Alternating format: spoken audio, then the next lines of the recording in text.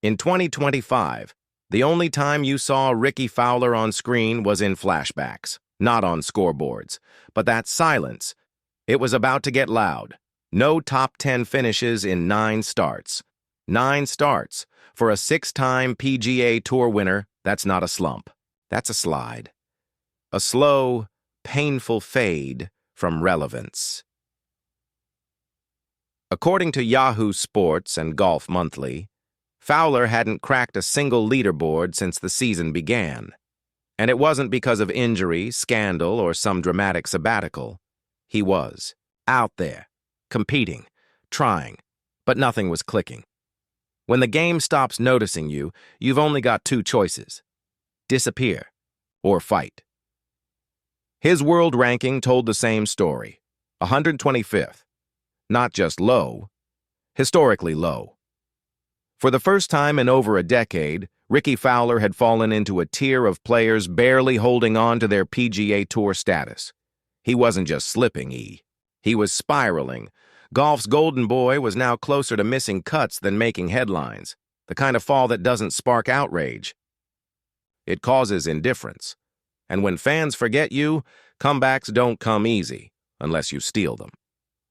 By the time the Tour Championship rolled around in May, Ricky Fowler wasn't just absent, he wasn't even qualified. Not through FedEx, Cup points. Not through World Ranking. Not through any measurable criteria. The truth: he was invited, a sponsor exemption, a wild card slot, a backdoor pass, given not because of form, but because of memory, the kind of favor extended to players. You used to believe in the kind of gesture that quietly says, maybe, just maybe, you've still got something left. But here's the twist. Some players use invites as a goodbye. Ricky used his as ammunition. This wasn't a participation ribbon. This was desperation with a tee time. A man who had watched the game evolve without him, handed one final shot, and Fowler knew it. He felt the heat, the pressure, the quiet judgment. And when reporters questioned why he even belonged out there, he responded. Not with defense, but with fuel. The negativity actually helps me. Fowler told ESPN, "It motivates me to prove people wrong." That wasn't just a soundbite. That was a signal. Because when doubt becomes motivation, something electric was in the air. Golf. Maybe a game of rhythm, patience, and relentless repetition, but it's also a game of fire, of raw emotion. And in Philadelphia, Ricky Fowler didn't just bring the fire. He was the fire. The world had counted him out. The rankings buried him. The whispers said he was done. But Ricky? He never forgot who he was. He didn't just arrive at the truest. Championship. He stormed in, spark lit, eyes sharp, ready for war. And what happened next? That's where the story turns wild. Some players ease their way back into the spotlight. Ricky Fowler? He kicked the damn door down. Thursday, May 8, 2025. The opening round at the historic Philadelphia Cricket Club, a course built to punish mistakes and test the strongest minds in golf. Narrow fairways, unforgiving greens, a layout that chews up struggling players and spits out what's left. Fowler had every reason to fold. Instead, he made a statement. Hole 1, solid. Hole 2, steady. Hole 3, calm.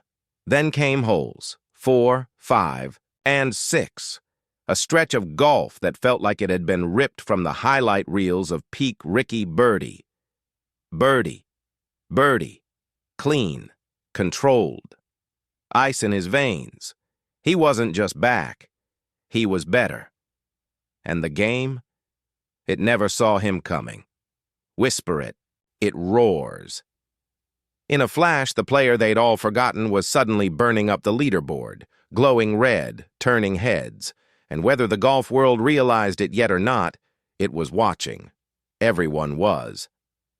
By the time Fowler made the turn to the back 9, something had changed. His swing? Looser. His putter? Alive. He wasn't grinding anymore. He was gliding. Then came the 16th. A nasty downhill 25-footer, the kind of putt most pros baby toward the hole and just hope to walk away with par. But Fowler? He stepped up, read it like a poem, and rolled it dead center. The gallery didn't just cheer, it erupted. That wasn't luck, that was clarity. It wasn't just about birdies. It was the vibe, the swagger. You could feel it. In the way he walked off each green, in the subtle shift in the announcers' voices, in the way the murmurs around the crowd grew with every hole. Fowler wasn't just making a run. He was taking control. All this, from the man who needed a sponsor exemption just to tee it up. And by the time that final putt dropped, well, that's when everything changed. Holes later, the scorecard read 63. Not just a good round, a message. 7 under par, tied for the round of the day with Collin Morikawa, just 2 shots off Keith Mitchell's scorching 61. But while Mitchell led and Morikawa stayed steady, the spotlight didn't shine on them. It belonged to the comeback, the one no one saw. Coming, because Rickie Fowler wasn't supposed to be here. He was done, washed up, a name people used to say. And yet, there he was, near the top of the leaderboard. No apologies, no explanations. That 63, it wasn't a fluke. It wasn't nostalgia. It wasn't some cute throwback moment tucked into a Thursday afternoon. It was a warning shot to every player, every analyst, every fan who stopped believing. Rickie Fowler had rediscovered his fire, and he chose Philadelphia, this historic, brutal course, as the place to set it loose. And when the smoke cleared, the golf world finally understood. This wasn't over, not even close. This wasn't some feel-good run by a past-his-prime crowd favorite. This was a statement. Rickie Fowler didn't come to Philadelphia to soak up the cheers. He came to take what's his. The atmosphere said it all. Rickie Fowler didn't show up to smile for the cameras or bask in the glow of old memories. He came with purpose, with fire, with an edge sharpened by years in the shadows, and a season scarred by setbacks. This wasn't a player coasting on reputation. This was a man swinging like every shot mattered, because to him, it did. He played like someone with nothing left to lose, because truthfully, he'd already lost it all. The spotlight, the top 50 ranking, the invitations to the majors. Gone. All that remained was pride, grit, and the echo of a name that used to scare people on Sundays. So when Fowler teed it up at the Truist Championship, he wasn't carrying a resume, he was carrying a mission. And missions like that, they don't end in silence, they end in fireworks. That 63 wasn't just ink on a scorecard, it was a line in the sand. A declaration. Rickie Fowler's name still means something. He wasn't there out of pity. He wasn't chasing nostalgia. He was there to compete. While others played it safe, protecting positions, Rickie went all in, every swing fueled by hunger, every putt guided by clarity. And that aggression, that edge, that hunger, it transformed into a round that didn't just earn attention, it demanded it. Because sometimes the most dangerous player on the course is the one with nothing left to lose. It's not always the youngest in the field you need to fear. Sometimes it's the one who's been starving. Every shot Rickie Fowler hit that day carried more than just the hope of par or birdie. It carried defiance. He wasn't just sinking putts. He was silencing critics. The same voices that called him washed, claimed his swing was broken, swore the game had moved on without him. They watched as he outscored Morikawa, matched Mitchell, and surged. Past a field full of names a decade younger and riding twice the momentum. And the scariest part? He made it look personal. You could feel it in the way he moved. No grin, no wink, none of that signature Rickie charm, just focus, controlled aggression. A quiet intensity golf hadn't seen from him in years. And when it ended, no fist pump, no over-the-top celebration, just a nod, a signature on a scorecard, and a walk-off that said, yeah, I knew I could. That's what made it dangerous. He wasn't chasing a feel-good moment. He wasn't seeking applause. He was reclaiming something deeper, his identity. For Ricky Fowler, this wasn't some heartwarming Thursday comeback. It was a statement. Loud, clear, impossible to ignore. He didn't just show up at the Truist Championship. He reminded the world what his name used to mean, and what it still might become. Because every sport has its noise, stats, leaderboards, hot takes, power rankings. But sometimes, all it takes is one round, from one hungry player, to make the entire game stop and listen. Rankings come and go. But every now and then, something cuts through. It starts quiet. Then suddenly, it's everywhere. Ricky Fowler's 63 at the Truist Championship wasn't just a score, it was a ripple. And ripples, they move fast. Within hours, the headlines flipped. Turns. Back the clock. Is Ricky back? From forgotten to fire, Ricky lights up the Truist. Suddenly, every outlet, ESPN, Golf Monthly, PGA Tour Live, faced the same truth. They couldn't ignore the man they'd already written off. And when the media flips that fast, you know something real just happened. But it wasn't just the journalists scrambling. It was the fans. That silent army in orange, the hat-wearing diehard believers who never stopped hoping. They were back. Social media exploded. Clips of that putt on 16 went viral. Comments flooded in from weekend golfers and lifers alike. Vintage. Ricky. Chills. Golf just feels better with him in it. It wasn't just support, it was relief. The kind that hits you when someone you care about walks back through the door and reminds you why you believed in the first place. This moment, it was bigger than birdies. It was reconnection. For years, Fowler had been the face of heartbreak Sundays and near misses, a player who captured attention without always closing the deal.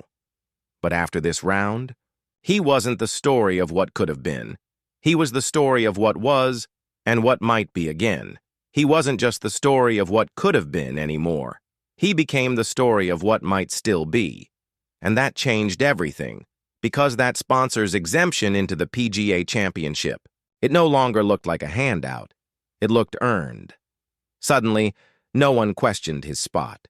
No one debated whether he deserved it. If anything, they were asking, what if this is just the spark? What if this is the start of a wildfire?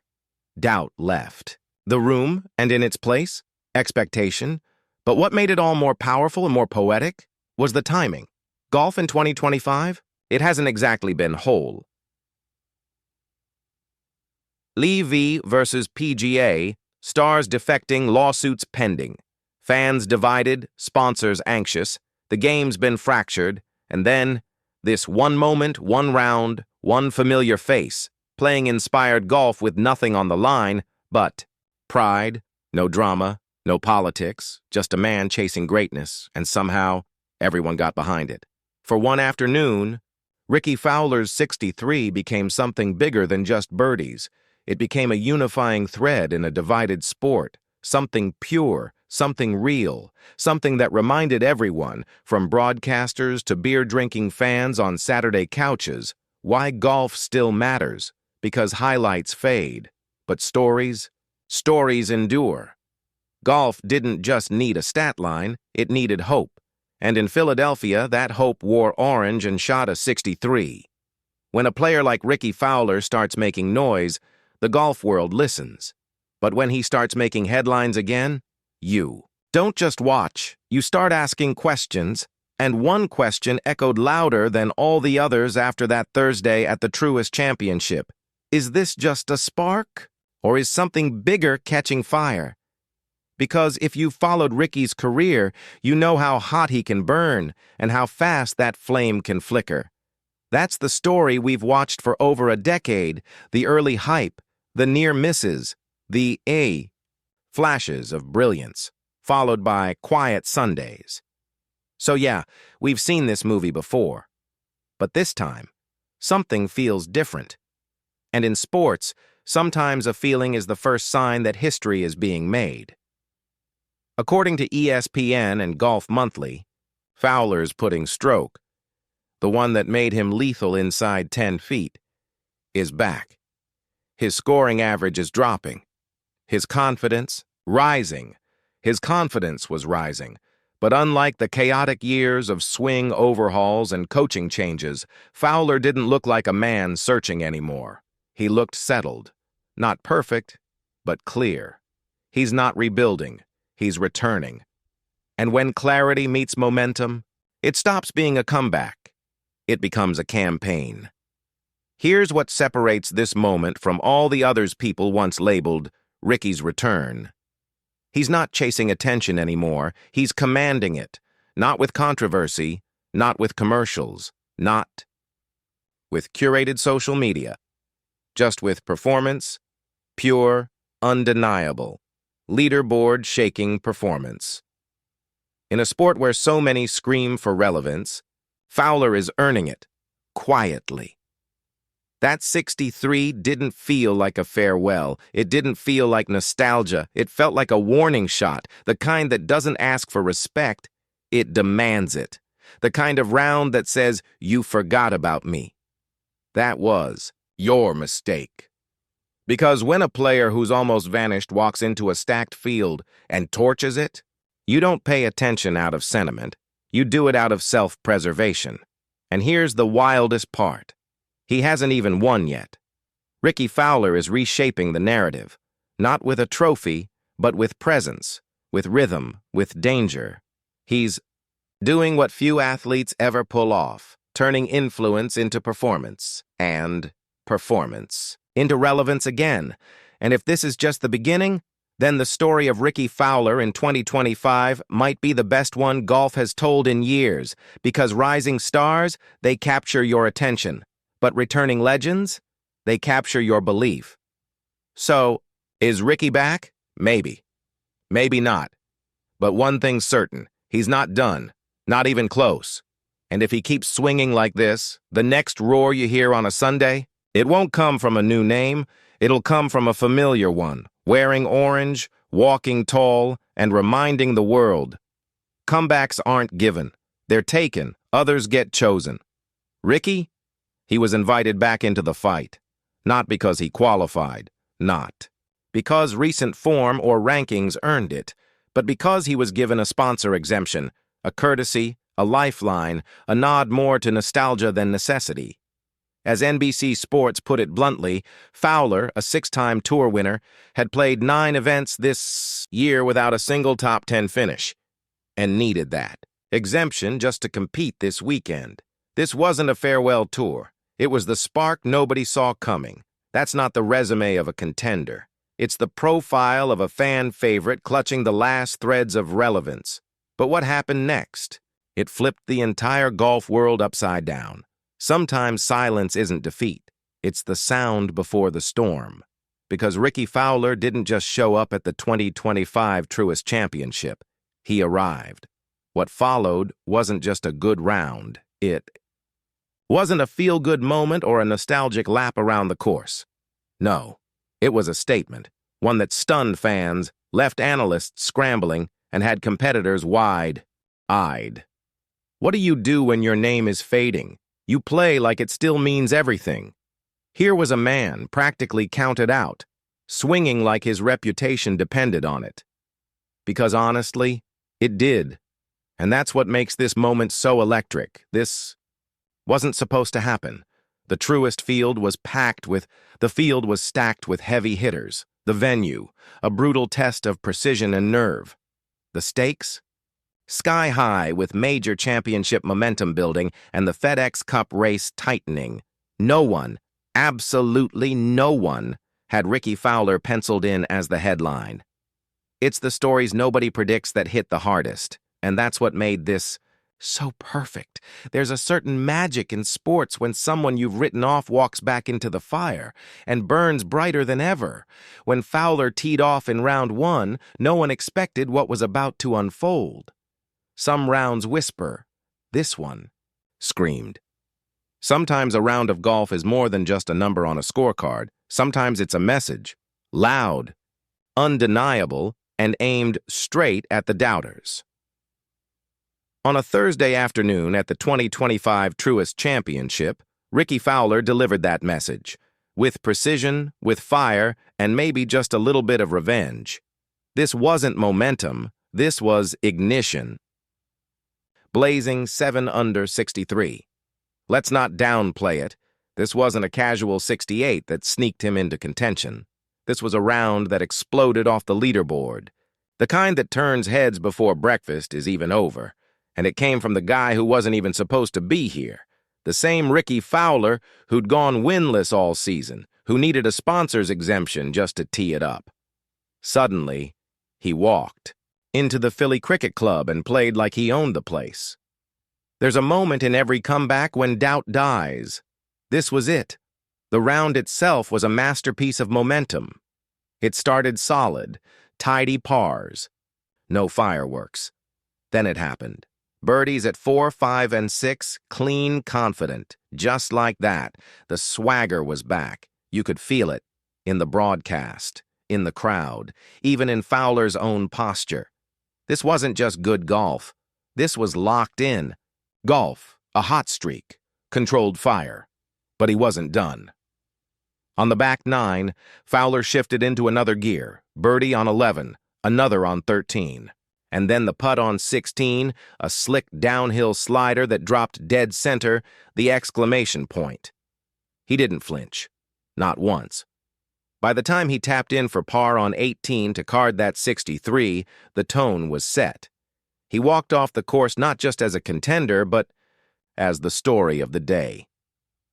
In a sea of talent, one man was impossible to ignore.